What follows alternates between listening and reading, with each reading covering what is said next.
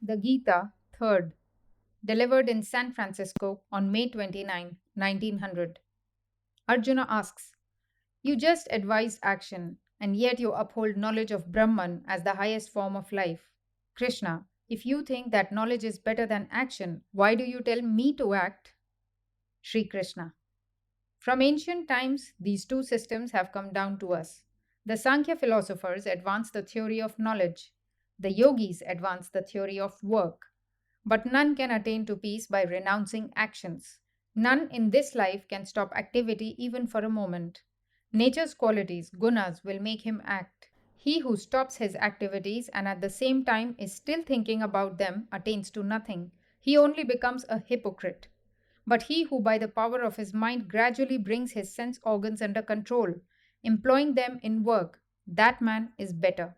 Therefore, do thou work.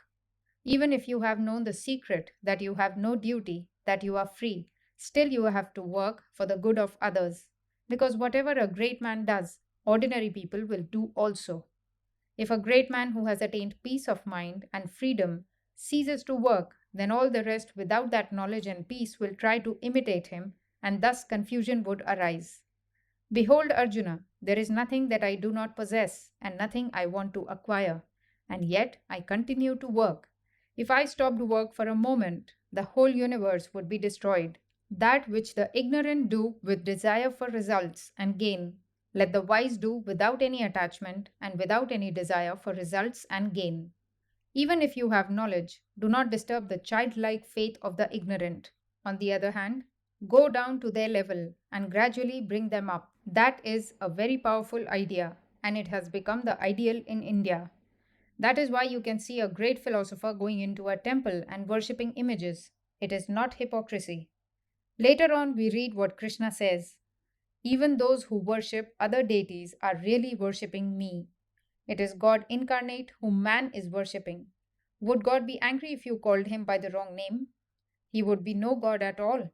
Can't you understand that whatever a man has in his own heart is God, even if he worships a stone? What of that? We will understand more clearly if we once get rid of the idea that religion consists in doctrines. One idea of religion has been that the whole world was born because Adam ate the apple, and there is no way of escape. Believe in Jesus Christ, in a certain man's death, but in India, there is quite a different idea. There, religion means realization, nothing else.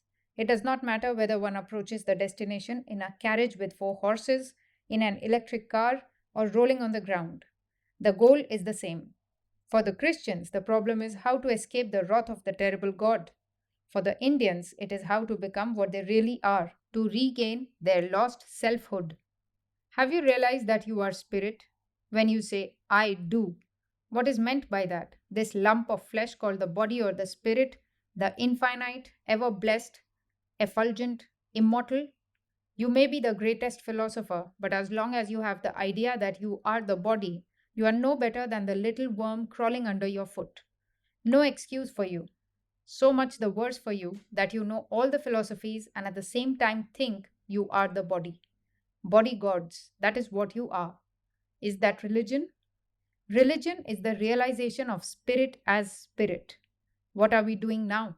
Just the opposite, realizing spirit as matter. Out of the immortal God, we manufacture death and matter, and out of dead, dull matter, we manufacture spirit. If you can realize Brahman by standing on your head, or on one foot, or by worshipping 5,000 gods with 3 heads each, welcome to it. Do it any way you can. Nobody has any right to say anything. Therefore, Krishna says, if your method is better and higher, you have no business to say that another man's method is bad, however wicked you may think it. Again, we must consider religion is a matter of growth, not a mass of foolish words. 2000 years ago, a man saw God. Moses saw God in a burning bush. Does what Moses did when he saw God save you? No man's seeing God can help you the least bit, except that it may excite you and urge you to do the same thing. That is the whole value of the ancients' examples. Nothing more. Just signposts on the way. No man's eating can satisfy another man. No man's seeing God can save another man. You have to see God yourself. All these people fighting about what God's nature is, whether he has three heads in one body or five heads in six bodies. Have you seen God? No. And they do not believe they can ever see him. What fools we mortals be! Sure, lunatics. In India, it has come down as a tradition that if there is a God, he must be your God and my God. To whom does the son belong? You say Uncle Sam is everybody's uncle. If there is a God, you ought to be able to see him. If not, let him go. Each one thinks his method is best. Very good. But remember, it may be good for you. One food which is very indigestible to one is very digestible to another. Because it is good for you, do not jump to the conclusion that your method is everybody's method, that Jack's coat fits John and Mary. All the uneducated, uncultured, unthinking men and women have been put into that sort of straitjacket. Think for yourselves. Become atheists. Become materialists. That would be better. Exercises the mind. What right have you to say that this man's method is wrong? It may be wrong for you. That is to say, if you undertake the method, you will be degraded, but that does not mean that he will be degraded. Therefore, says Krishna, if you have knowledge and see a man weak, do not condemn him. Go to his level and help him if you can. He must grow. I can put 5 bucketfuls of knowledge into his head in 5 hours, but what good will it do? He will be a little worse than before. Whence comes all this bondage of action? Because we chain the soul with action. According to our Indian system, there are two existences, nature on the one side and the self, the Atman, on the other. By the word nature is meant not only all this external world, but also our bodies, the mind, the will, even down to what says I. Beyond all that is the infinite life and light of the soul, the self, the Atman. According to this philosophy, the self is entirely separate from nature, always was and always will be. There never was a time when the spirit could be identified even with the mind. It is self evident that the food you eat is manufacturing the mind all the time. It is matter. The self is above any connection with food. Whether you eat or not does not matter. Whether you think or not does not matter. It is infinite light. Its light is the same always. If you put a blue or a green glass before a light, what has that to do with the light? Its color is unchangeable. It is the mind which changes and gives the different colors. The moment the spirit leaves the body, the whole thing goes to pieces. The reality in nature is spirit. Reality itself, the light of spirit, moves and speaks and does everything through our bodies, minds, etc. It is the energy and soul and life of the spirit that is being worked upon in different ways by matter. The spirit is the cause of all our thoughts and body action and everything, but it is untouched by good or evil, pleasure or pain, heat or cold, and all the dualism of nature, although it lends its light to everything. Therefore, Arjuna, all these actions are in nature. Nature is working out her own laws in our bodies and minds. We identify ourselves with nature and say, I am doing this. This way, delusion seizes us. We always act under some compulsion. When hunger compels me, I eat. And suffering is still worse, slavery. The real I is eternally free. What can compel it to do anything? The sufferer is in nature. It is only when we identify ourselves with the body that we can say, I am suffering. I am Mr. So and so. All such nonsense. But he who has known the truth holds himself aloof. Whatever his body does, whatever his mind does, he does not care. But mind you, the vast majority of mankind are under this delusion, and whenever they do any good, they feel that they are the doers. They are not yet able to understand higher philosophy. Do not disturb their faith. They are shunning evil and doing good. Great idea, let them have it. They are workers for good. By degrees, they will think that there is greater glory than that of doing good. They will only witness, and things are done. Gradually, they will understand. When they have shunned all evil and done all good, then they will begin to realize that they are beyond all nature. They are not the doers. They stand apart. They are the witness. They simply stand and look. Nature is begetting all the universe. They turn their backs. In the beginning, O beloved, there only existed that existence. Nothing else existed. and that brooding, everything else was created. Even those who know the path act impelled by their own nature.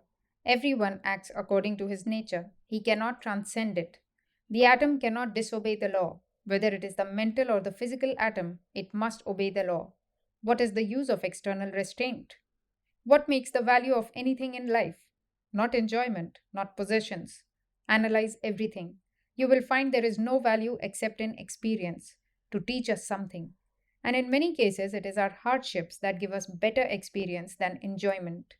Many times, blows give us better experience than the caresses of nature. Even famine has its place and value. According to Krishna, we are not new beings just come into existence.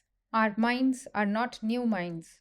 In modern times, we all know that every child brings with him all the past, not only of humanity, but of the plant life. There are all the past chapters and this present chapter, and there are a whole lot of future chapters before him.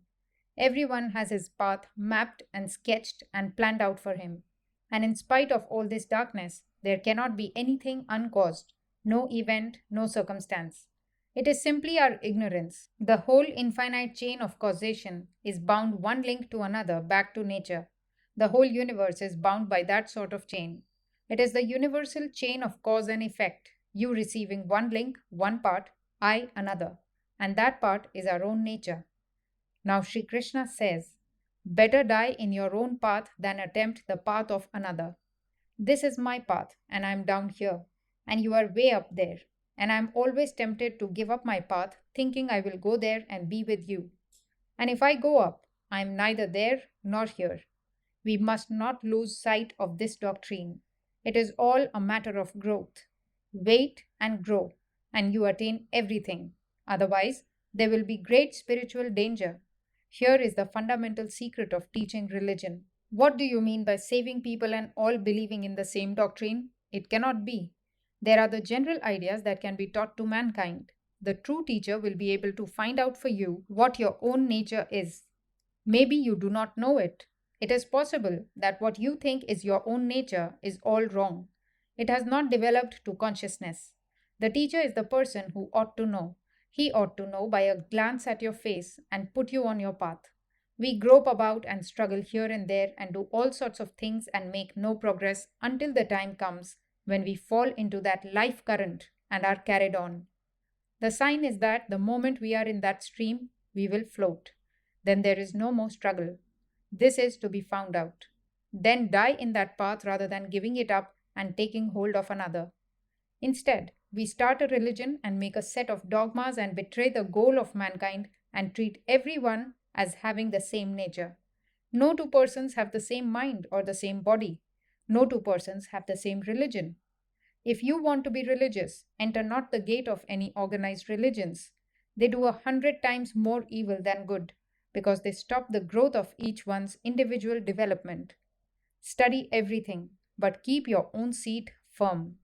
If you take my advice, do not put your neck into the trap. The moment they try to put their nose on you, get your neck out and go somewhere else. As the bee culling honey from many flowers remains free, not bound by any flower, be not bound. Enter not the door of any organized religion. Religion is only between you and your God, and no third person must come between you. Think what these organized religions have done. What Napoleon was more terrible than those religious persecutions. If you and I organize, we begin to hate every person. It is better not to love, if loving only means hating others. That is no love, that is hell. If loving your own people means hating everybody else, it is the quintessence of selfishness and brutality, and the effect is that it will make you brutes. Therefore, better die working out your own natural religion than following another's natural religion, however great it may appear to you. Beware, Arjuna, lust and anger are the great enemies. These are to be controlled. These cover the knowledge even of those who are wise. This fire of lust is unquenchable. Its location is in the sense organs and in the mind. The self desires nothing. This yoga I taught in ancient times to Vivaswan. Vivaswan taught it to Manu. Thus it was that the knowledge descended from one thing to another. But in time, this great yoga was destroyed. That is why I am telling it to you again today. Then Arjuna asks, "Why do you speak thus? You are a man born only the other day, and Vivaswan was born long before you. What do you mean that you taught him?" Then Krishna says, "O Arjuna, you and I have run the cycle of births and deaths many times, but you are not conscious of them all. I am without beginning, birthless, the absolute Lord of all creation. I, through my own nature, take form. Whenever virtue subsides and wickedness prevails, I come to help mankind.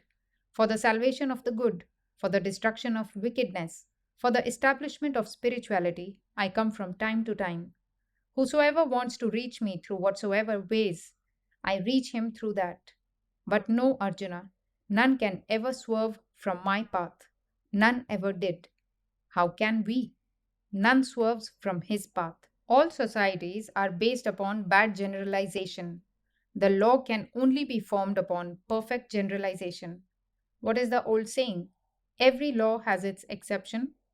If it is a law, it cannot be broken. None can break it. Does the apple break the law of gravitation? The moment a law is broken, no more universe exists. There will come a time when you will break the law, and that moment your consciousness, mind, and body will melt away. There is a man stealing there. Why does he steal? You punish him. Why can you not make room for him and put his energy to work? You say, "You are a sinner," and many will say he has broken the law. All this herd of mankind is forced into uniformity and hence all trouble, sin, and weakness. The world is not as bad as you think. It is we fools who have made it evil. We manufacture our own ghosts and demons and then we cannot get rid of them. We put our hands before our eyes and cry, "Somebody give us light." Fools, take your hands from your eyes. That is all there is to it. We call upon the gods to save us and nobody blames himself. That is the pity of it. Why is there so much evil in society? What is it they say? Flesh and the devil and the woman? Why make these things up? Nobody asks you to make them up. None, O Arjuna, can swerve from my path. We are fools and our paths are foolish. We have to go through all this Maya. God made the heaven and man made the hell for himself. No action can touch me. I have no desire for the results of action. Whosoever knows me thus knows the secret and is not bound by action. The ancient sages, knowing this secret, could safely engage in action. Do thou work in the same fashion. He who sees in the midst of intense activity intense calm, and in the midst of intensest peace is intensely active, is wise indeed. This is the question. With every sense and every organ active, have you that tremendous peace so that nothing can disturb you? Standing on Market Street, waiting for the car with all the rush going around you, are you in meditation, calm and peaceful? In the cave, are you intensely active there with all quiet about you? If you are a yogi, otherwise not. The seers call him wise, whose every attempt is free, without any desire for gain, without any selfishness. Truth can never come to us as long as we are selfish. We color everything with our own selves. Things come to us as they are, not that they are hidden, not at all. We hide them. We have the brush. A thing comes and we do not like it, and we brush a little and then look at it. We do not want to know. We paint everything with ourselves. In all action, the motive power is selfishness. Everything is hidden by ourselves. We are like the caterpillar which takes the thread out of his own body and of that makes the cocoon. And behold, he is caught. By his own work, he imprisons himself. That is what we are doing. The moment I say, me, the thread makes a turn. I and mine, another turn. So it goes. We cannot remain without action for a moment.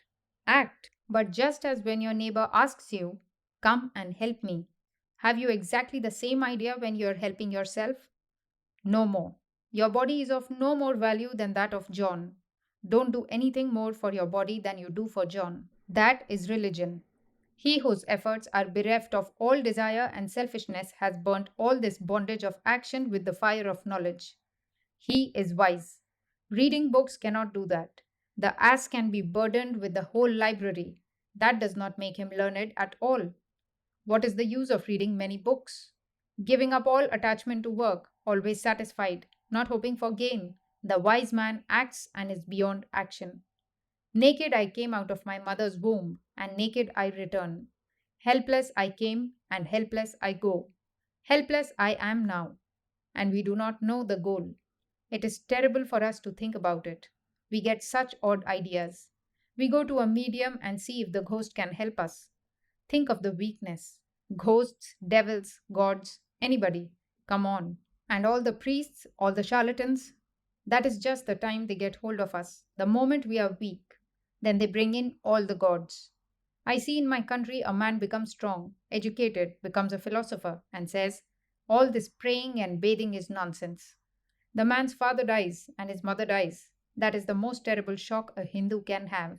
You will find him bathing in every dirty pool, going into the temple, licking the dust. Help anyone. But we are helpless. There is no help from anyone. That is the truth. There have been more gods than human beings, and yet no help. We die like dogs. No help.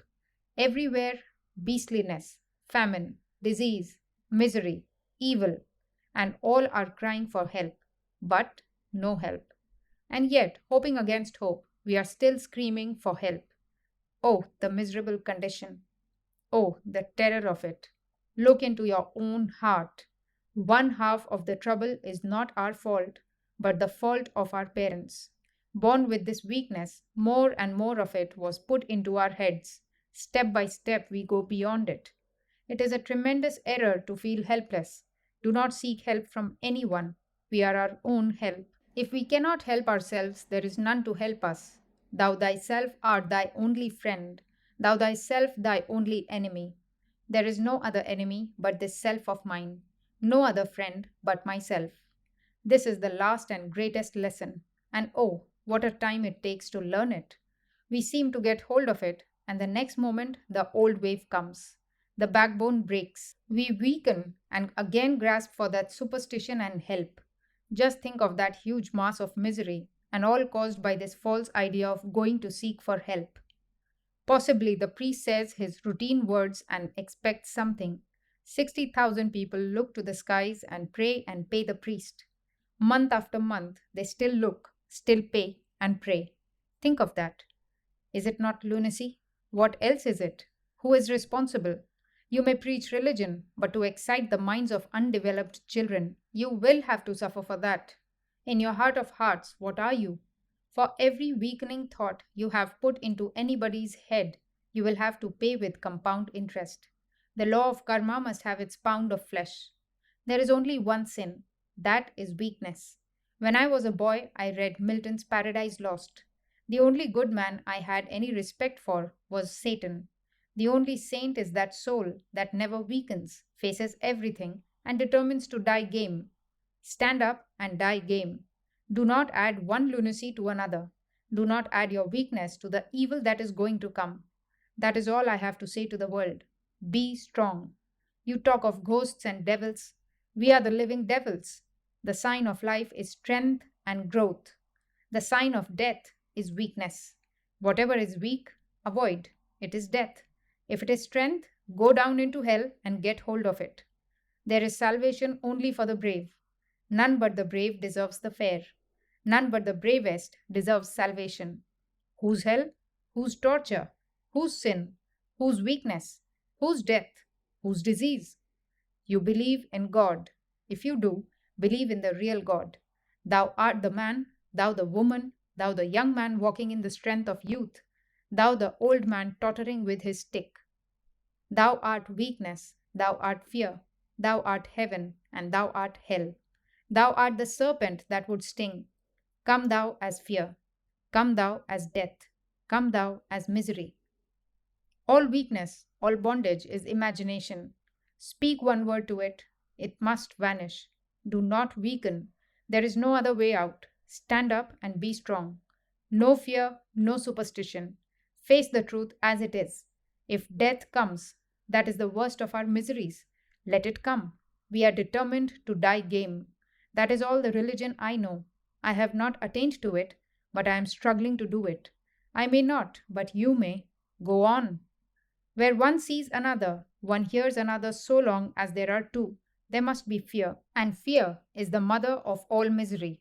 Where none sees another, where it is all one, there is none to be miserable, none to be unhappy. There is only the one without a second. Therefore, be not afraid.